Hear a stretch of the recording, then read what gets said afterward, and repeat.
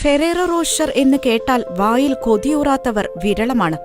എന്നാൽ ലോകമെങ്ങുമുള്ളവരുടെ ജനപ്രിയ ചോക്ലേറ്റിന് പിന്നിൽ പരിശുദ്ധ മറിയത്തിന്റെ അദൃശ്യ കരങ്ങളുണ്ടെന്ന് അറിയുന്നവരും വിരളമായിരിക്കും.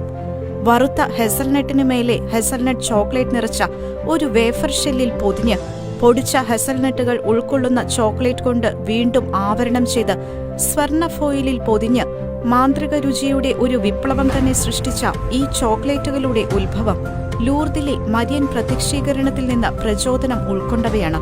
ലൂർദിലെ മരിയൻ പ്രത്യക്ഷീകരണ സ്ഥലമായ റോഷർ ഡി മെസാബിയേലിന്റെ പേര് തന്നെയാണ് ജനപ്രിയ ചോക്ലേറ്റ് എന്ന് വിഖ്യാതി നേടിയ ഈ ഹെസൽനട്ട് ട്രീറ്റുകൾക്ക് നൽകിയിരിക്കുന്നത്. മിക്കലെ ഫെറേറോ എന്ന ഇറ്റാലിയൻ ചോക്ലേറ്റ് നിർമ്മാതാവ് 1982 ഫെറേറോ റോഷർ ട്രീറ്റുകൾ അവതരിപ്പിച്ചത്.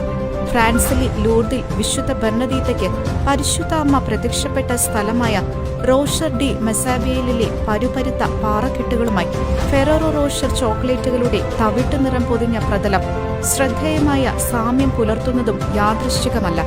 ഒരു കത്തോലിക്ക വിശ്വാസിയായ മിക്കലെ ഫെറേറോയുടെ മാതൃഭക്തി പ്രസക്തി നേടിയ ഒന്നാണ്. പിതാവ് നടത്തിയിരുന്ന പ്രാദേശിക ബേക്കറി അന്താരാഷ്ട്ര തലത്തിൽ പേരുകേട്ട $multi-billion കമ്പനിയായി ഉയർത്തിയതിന് പ്രശസ്തിയുടെ കൊടുമുടിയിൽ നിൽക്കുമ്പോഴും കമ്പനി സ്ഥാപിച്ചതിന്റെ 50ാം വാർഷികത്തിൽ അദ്ദേഹം പറഞ്ഞത് ഇപ്രകാരമായിരുന്നു: ഫെറേറോയുടെ വിജയത്തിന് ലൂർദ് മാതാവിനോട് ഞങ്ങൾ കടപ്പെട്ടിരിക്കുന്നു. അമ്മയെ കൂടാതെ ഞങ്ങൾക്ക് ഒന്നും ചെയ്യാൻ ആകുമായിരുന്നില്ല.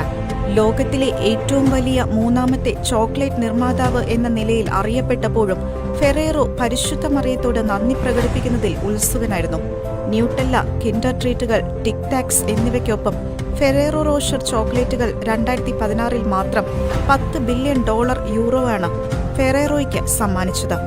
ഫെറേറോ തന്റെ ടോപ്പ് മാനേജറെ കൂട്ടി ലൂർദിലേക്ക് വാർഷിക തീർത്ഥാടനം നടത്തിയിരുന്നതായി പറയപ്പെടുന്നു.